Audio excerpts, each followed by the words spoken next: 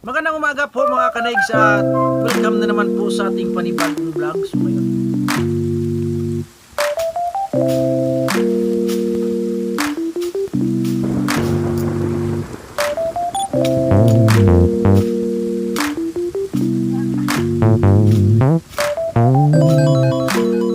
yan po ang inisip ko na ano kaya kung ano ko napipinis ko na siya para nagyaya to sa kanilang.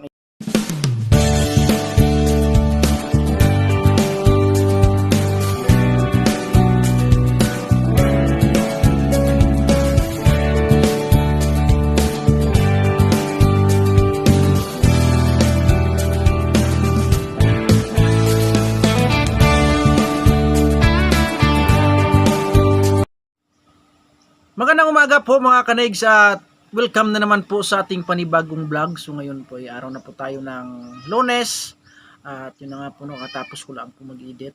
So nagsasaing lang po ako dun sa likod sa bagong kusina na ginawa namin, no. So bali ako lang po mag-isa dito mga kanaigs dahil nga po si Utol Kapanalig wala pa, November pa daw yung balik. At si Kautol ay umuwi din ng Nipa, iwan ko lang kung kailan naman ang balik noon. At si Paring Kadidit po ay umuwi po sa kanila dahil po bibili daw ng mga binhing pantanim, no, dun sa kanyang nilinisan. Yung si Paring Kadidit kasi po yun ang mamahala dun sa may baba, no, sa lupa ni ano, no, Silino, Sir Silino yun. So umuwi muna siya para bumili, iwan ko saan bumili, sa bayan o dun sa baba laang yun. So ngayon po ay wala nga pong trabaho dahil nga po hindi pumasok sila Tatay Cesar, sila Kuya Tere dahil nga po walang materialis, no, at hindi pa nga po nakabili si Utol Kapanalig. So baka bukas na po. Ayun. So pinag-isipan ko nga po kung ano yung pwede kong may gawa dito ngayon dahil nga po ako lang mag-isa. Tinignan ko pa yung hagdan. Yung hagdan nga po hindi pa nga po na finish lahat yung pinaka-step, no. Dahil nga po wala po pong binistay at busy po kami doon sa bahay ng Utol Kapanalig. Yun. Hinanap ko po kanina yung bistayan. Hindi ko po nakita. Iwan ko saan, baka doon nahiram ni Tatay Roman or nahiram ni Kuya Tere. Iwan ko lang, hindi ko lang po napansin yon. So baka din lang po sa kanila. So siguro mamaya po, pag wala po tayong magawa, bibistay po tayo para po finish na po natin yung pinaka-step ng ating hagdan dito habang wala po sila Utol Kapanalig at sila Kautol, para pagbalik po ni Utol Kapanalig ay may nagawa na po tayong trabaho dito sa Kampanalig, no. So meron pa naman pong natirang screen diyan, yung binili namin nakaraan. Binili namin sa bayan yung ginamit namin pang screen doon sa hagdan din, yung pinaltikan namin doon. Kung napanood niyo po sa vlog ni Utol Kapanalig. So yun na lang po yung gagamitin ko mamaya at igawin ko pong bistayan. At hanap lang po ako doon ng mga 2x2 na pwede po natin gawin pamakuan sa ating bistayan, no. So magpapatulong na lang po ako mamaya kay Paring Kadidit sa pagbibistay kung makabalik siya ng maaga. Pero babalik siguro yun. So hintayin lang po nating maluto muna yung ating sinaing. Baka pa tanghalian na dahil tanghali na nga po, no, alas 11:20 na po ng tanghali. So yun, hintayin lang po natin at ready na po tayo mamaya para gumawa kung ano po yung pwede natin gawin dito sa Kampanalig. Sana po huwag umulan para po makagawa tayo ng trabaho. Yun, at update ko lang po kayo mamaya mga kanegs kung ano po yung pwede natin magawa dito sa kubo, no. Alright. So bali ito nga po mga kanegs at papakita ko po sa inyo, no, kung ano po yung pwede ang trabahoin ko sana ngayon, no, gawin ko, no. Bali ito po sa kabilang side na ito mga kanegs. Yan, na-finish na nga po yan yung pinaka-step diyan, no. Kung napanood nyo po dun sa aking vlog, yan, na-finish ko na po yan. Pero dun sa kabila po mga kanegs ay hindi pa dahil nga pinaltikan ko lang. Ang pinaltik ko dito ay yung hindi po siya nabistay kaya ito po yung kanyang hitsura. Yan.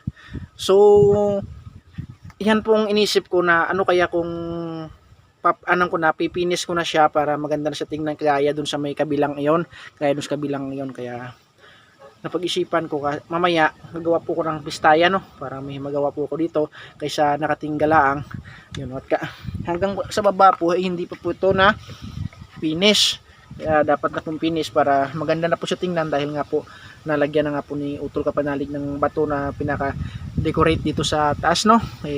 Ito po yung pangit tingnan dahil nga po hindi na pa finish. So hanggang dito po yan sa baba mga kanex. Yan. Yan. So intayin ko lang po na maluto yung aking sinaing at kakain po muna ako bago ko gawin to. Bago po maggawa ng pistayan at magbistay ng buhangin para po makapagkuan. Ay naku, may problema po mga kanigs pala. Wala po pala tayong semento. So yun, wala po pala tayong sementong natira, naubos. Hindi pala si Utol Kapanalig nakabili. Tingnan ko lang po mamaya sa taas kung mayroong nabayad doon ng semento na hiniram, no. Hakutin ko na lang mamaya para matapos na nga po, no. So yun mga kanegs, at dahil nga po wala tayong semento, no, at wala pa nga daw semento sa taas. So napansin ko pa nga po yung aming daanan dito ay masukal na nga po. So tatabasan ko na lang po to, no, para ito na lang po muna yung makontent natin ngayon. Tatabasan po natin hanggang dun sa taas para po malinis na tingnan dahil po masukal na siya, oh. Yan, kahit nga diyan na sa gilid na yan, kung matabasan natin, edi malinis na tingnan. Baka may mga ahas na yan dyan, no. Yan. Wala tayong magawa dahil si paring kadidit na sa kanila pa. Tabasan ko muna to para matapos na hanggang sa taas. Ay naku po, ano na tawag dun, lago na yung kuan, kapal na yung damo. Kailangan na po nating tabasin. So kukuha lang po tayo ng ating pwedeng magamit na pantabas dito, no, sa na to, sa mga damo na to para malinis tingnan yung ating daanan at para hindi po pumahayan ng ahas. Yan. Alright mga kanegs, at nakakuha na nga po tayo ng ating pangtabas, no. So diyan po tayo mag-umpisa, simula po dun para hanggang po dun sa taas, pa sunod-sunod lang po natin, no. So yun, at samahan nyo ko mga kanegs at umpisa na po tayo. Let's go.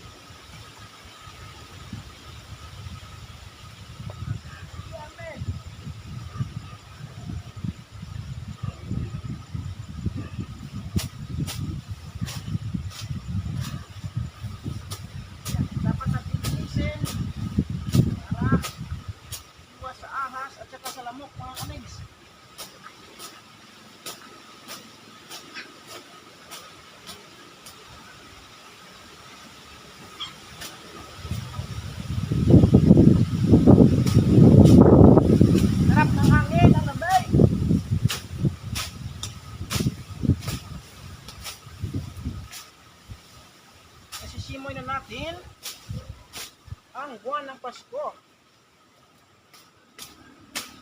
dahil malamig na nga.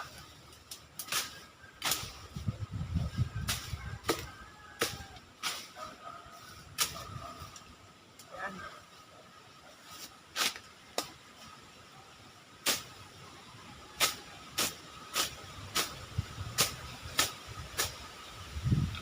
Para pag may mabisita po tayo na punta dito, ang linis tingnan, di pa po mga kanags, tama. Sila matakot bumaba dahil malinis tingnan.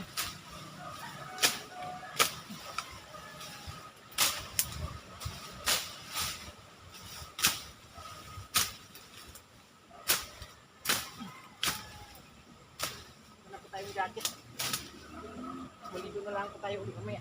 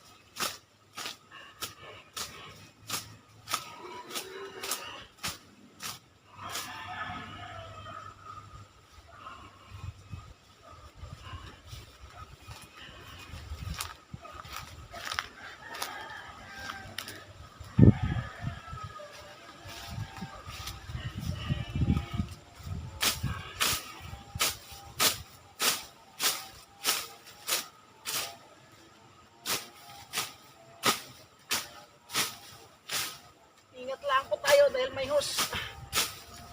Baka madali.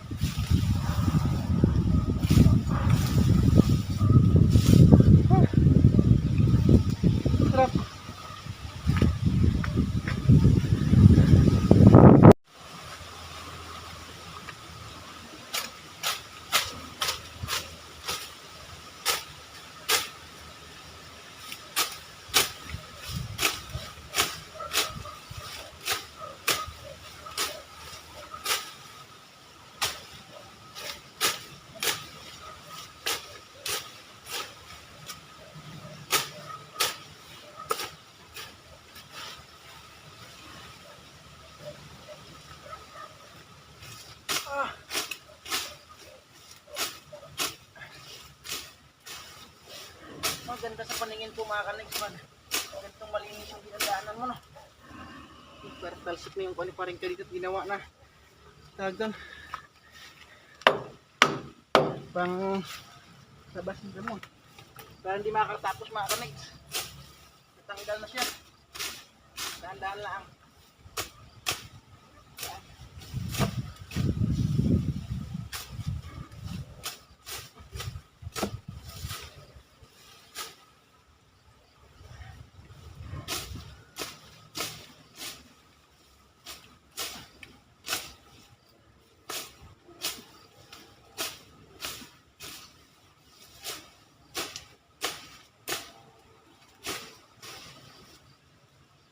Kailangan po talaga natin mga kanigs na linisin dahil po tayo lang naman nadaan dito.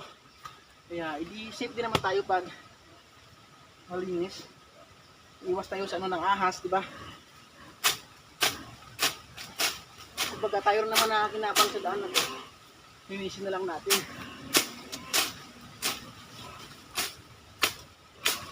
Ito na yung hose na yun. May pagdadalit eh. Sabog ka. Yeah.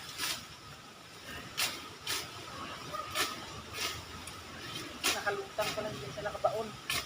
Ito delikado. Kailangan dahan-dahan lang.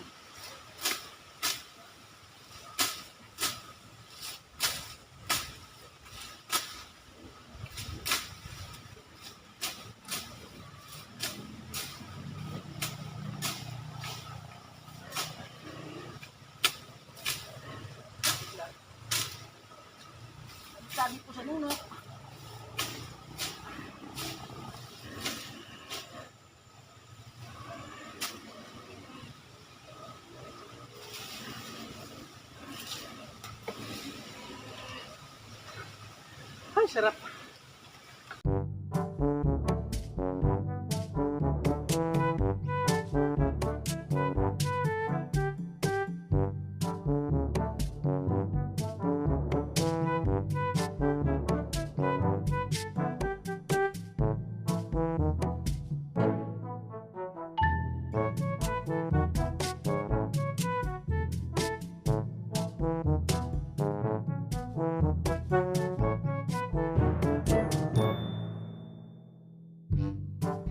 At yun na nga po mga kanegs, yung ating kasama, no, bumalik na sa kanyang tahanan. Benta na yung tubo? Hindi, kitang-kita. Yan. Kaya nga iniingatan eh. Tama. Ha? Tara, sabay. Mamaya kunti. So yun mga kanegs, at ito na nga po yung itsura ng ating daanan pababa sa Kampanalig. Malinis na nga po. Yan. Medyo nilawakan ko na po hanggang sa baba para po, ano no, tawag doon yung, hindi nila ang, ano, pero pag di lang yung tinabas natin sa gilid, di kakaunti lang, pero nilawakan ko na hanggang doon para maganda sa tingnan, maliwalas. Yun, so dyan ko lang po muna tinambak yung aking tinabas, no, hanggang doon sa baba sana. Ang problema po yung, ano, ni paring kandidat natanggal yung kanya, ano, ng panggapas. Kung maganda sana tingnan ko hanggang sa baba para malinis na lang lahat. Oh, hindi nakakatakot pag bumaba dito sa kubo. Iyan. At dumating na po si paring kandidat at mapunta po kami ng bayan para po mamili ng aming mga pangulam dahil wala na nga po. Nagbusan po kami ng stock. So yun. So ito muna yung vlog natin sa ngayong araw at mamaya po pupunta tayo ng bayan at update lang po kayo, no. Alright. At yun na nga po mga kanegs, tapos na nga po nating linisin, no, na yung daan papunta dito sa kubo. So bago po natin tapusin itong ating vlog, gusto ko lang po magpasalamat sa lahat ng walang sawang nanood ng ating vlog dito sa Team Kapanalig. Maraming salamat po, no, sa lahat ng mga solid supporters, kay Sir Robert Enriquez, kay Mario de Maranan, kay Sir Lagalag 44, yung kay Mamumpa. Maraming salamat po, no. At syempre po sa inyong lahat mga kanegs, dahil po kung wala kayo, wala po tayo ngayon sa kinatatayuan natin. So maraming salamat po, no. Hindi ko man po kayo may isa-isa, alam niyo na po kung sino kayo.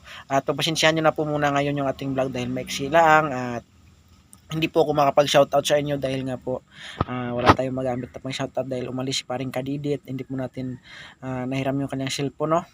So yun, hanggang dito na lang po mga kanex at magkita-kita tayo sa next video. Maraming salamat po at lagi kayong mag-ingat. God bless you all. I love you all. Bye-bye.